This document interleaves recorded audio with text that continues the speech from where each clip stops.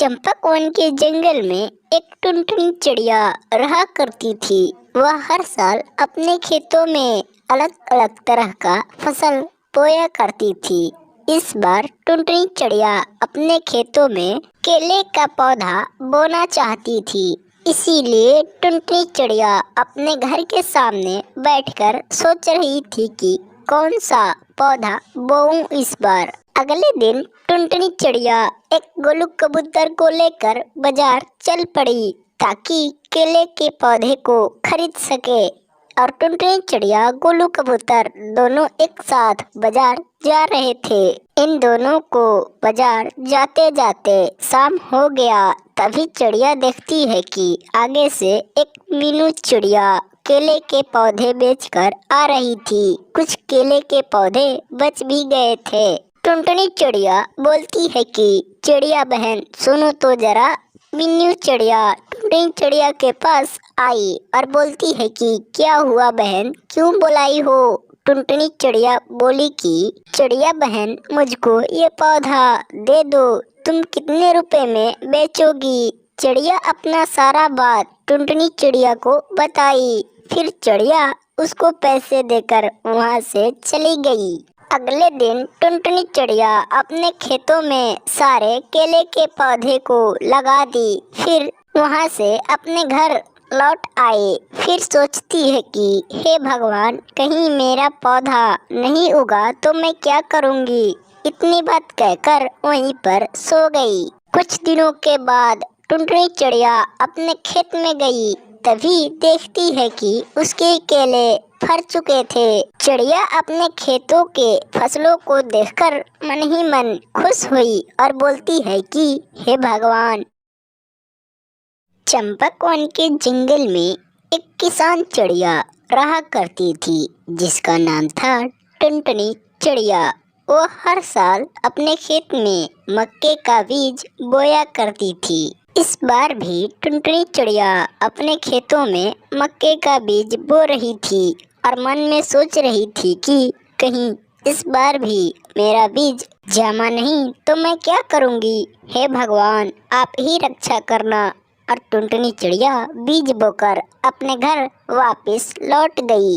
घर जाते समय टुनटुनी चिड़िया को एक मीठी तोती मिली। वह सामने एक आम के पेड़ पर बैठी थी। चिड़िया उसके पास गई और बोलती है कि तोती बहन, क्या तुम इस बार खेती नहीं करोगी क्या। तोती बोली कि नहीं बहन, मैं इस बार खेती नहीं करूँगी। फिर चिड़िया बोली, क्यों तुम इस बार खेती नहीं करोगी। फिर मीठी तोती बोली कि इस बार ज़्यादा सर्दी पड़ने वाली है, इसीलिए मैं इस बार खेती करना नहीं चाहती हूँ। बेचारी टुनटुनी चिड़िया निराश होकर अपने घर लौट आई। घर आकर मन में यह बात सोच रही थी कि काश मैं भी इस बार मक्के का बीज नहीं बोई होती तो ही बढ़िया होता। अभी यह टुनटुनी चिड़िया अपने मन में यह बात सोच रही थी, तभी इसकी पड़ोसन एक मिनी चिड़िया आई और बोलती है कि चिड़िया बहन, मैंने एक बात सुना है कि तुम इस बार अपने खेतों में मक्के का बीज फिर से बोया है। टुनटुनी चिड़िया बोली कि हाँ मिनी चिड़िया, मैं इस बार अपने खेतों में फिर से फसल का बीज बोई है। इतनी बात सुनकर मिनी चिड़िया वहाँ से चली गई। कुछ दिन बाद समय बीतता गया। चिड़िया के फसल उग चुके थे। उगने के बाद थोड़ा बड़ा भी हो चुका था। एक दिन टुनटुनी चिड़िया अपने घर के सामने बैठी थी। चलती हूँ अपने खेतों में, जरा देखूँ तो मेरा फसल हुआ है या नहीं। टुनटुनी चिड़िया अपने खेतों के तरफ चल पड़ी। धीरे धीरे टुनटुनी चिड़िया मजे से जा रही थी। तभी उसके सामने एक गोलू कबूतर आया।